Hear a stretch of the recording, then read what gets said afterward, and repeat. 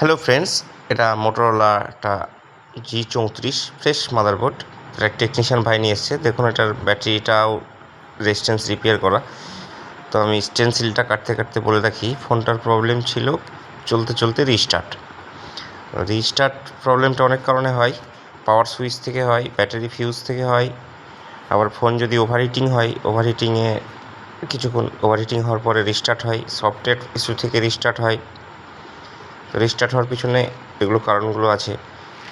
তো এটার যেটা কারণ, ফোনটা চলতে চলতে ইউটিউব, ফেসবুক, কল সব কিছুই হচ্ছে, কিন্তু হঠাৎ করে রিস্টার্ট হয়ে যাচ্ছে। তো এই সমস্যাটা ব্যাটারি ফিউজ থেকে হয়, কিন্তু যেহেতু ব্যাটারি ফিউজটা অলরেডি শর্ট করা হয়ে গেছে, তাহলে আমি মাদারবোর্ডটা আর কোথাও কাজ না করে সোজা চলে গেলাম সিপিইউতে। সিপিইউটা যে গ্লুটা 260 হিট রেখে, এয়ার 4-5 রেখে, আমার হট এয়ার গানের মতো আমি বললাম, আপনার মতো আপনি সেট করে নেবেন। দ্বিতীয় সিপিইউটা তোলার সময় 340-350 হিট, এয়ার 2 রেখে তুললেই হবে। সেটাও আপনার মতো আপনি সেট করবেন। আর এগুলো খুব সূক্ষ্মভাবে একদম ক্লিন করবেন, যেন এতটুকু উঁচু নিচু না থাকে, নাহলে কোনো একটা বল হয়তো মিসিং হয়ে যাবে, আপনার কোনো না কোনো একটা সমস্যা করবে। এটা একটু ক্লিয়ার করে নেবেন ভালো করে। আমার এটা মোটামুটি ক্লিন হয়ে গেছে। এবার সিপিইউটাকে ক্লিন করব। তো ভিডিওটা একটু ছোট করে দিয়েছি, কারণ অনেক বড় হয়ে গেছিলো।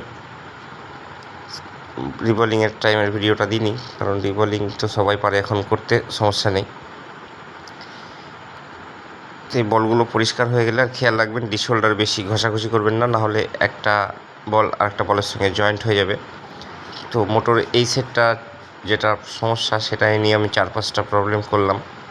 এটা একটু ক্লিয়ার বলার জন্যে ভিডিওটা বড় করলাম, বাকিগুলো ছোট করে দিয়েছি। তো ব্ল্যাক যে গ্লুগুলো খুব হার্ড হয়, তাই তাতাল দিয়ে পরিষ্কার করলেও খুব আস্তে আস্তে করবেন, ব্লেড দিয়ে করলেও, সার্জিক্যাল ব্লেড দিয়ে করলেও আস্তে আস্তেই করবেন, কারণ বলগুলো নাহলে ঘষে সিপিইউটা স্ক্র্যাচ হয়ে গেলে তখন আবার ইউভি মাস্কিং করতে হবে, অনেক ঝামেলা না করাই ভালো, ঝামেলা থেকে দূরে থাকা ভালো। তো আমার সিপিইউ ক্লিন হয়ে গেছে, মাদারবোর্ডও ক্লিন হয়ে গেছে। আমার ফাটাস করে রিবলটা করে নিয়ে দিচ্ছি। টোটালটা ক্লিন হওয়ার পরে এবার রিবলটা করে নেব। এই যে একদম টোটাল পরিষ্কার। তো সিপিইউ ক্লিন করার টাইমে যদি একটু ব্ল্যাক ভাবটা থেকে থাকে, তাহলে ওয়্যার ব্রাশ দিয়ে ঘষে নিলেই সেটার হয়ে যাবে। তো আমার সিপিইউ রিভলভ হয়ে গেছে। তো আমি যেভাবে সিপিইউ ফিক্স করি, হালকা রজন স্মোক করে, তারপরে গোল্ডেন পয়েন্ট দেখে, মাদারবোর্ডের নচ কাট দেখে সুন্দর করে বসিয়ে, সিপিইউটা যখন হিট হয়ে যাবে, হালকা একটু ফ্ল্যাক্স পেস্ট দিয়ে একটু মুভ করে দিলেই জায়গা মতো আবার সিপিইউটা বসে যাবে। আমার কাজটা প্রায় কমপ্লিটের মধ্যেই। এখান থেকে আমি সিপিইউটা তোলার সময় একটা রেজিস্ট্যান্স তুলে সাইডে রেখেছিলাম, কারণ ব্লেডটা, সার্জিক্যাল ব্লেডটা ঢোকাতে সুবিধা হয়েছিল, তাই আপনার সুবিধা মতো আপনি করবেন। তো আমি আবার রেজিস্ট্যান্সটাকে জায়গা মতো লাগিয়ে দিলাম। রেজিস্ট্যান্সটা লাগানো হয়ে গেছে। এবার বোর্ডটা ক্লিন করে, সম্পূর্ণভাবে ক্লিন করে বোর্ডটাকে, এবার আমার সেটটা চেক করব যে আমার কাজটা কমপ্লিট হলো কি না। যাই হোক, আমার কাজটা দেখুন কমপ্লিট হয়ে গেছে, কারণ সেটটা আমার চালু হয়ে গেছে। তো ভিডিওটা যদি ভালো লাগে অবশ্যই লাইক, শেয়ার, কমেন্ট করতে ভুলবেন না। সেটটা আমার কমপ্লিট চালু। এবার টাচটা দেখে নেব, এই সেটটা ফিটিংসের বাড়ি।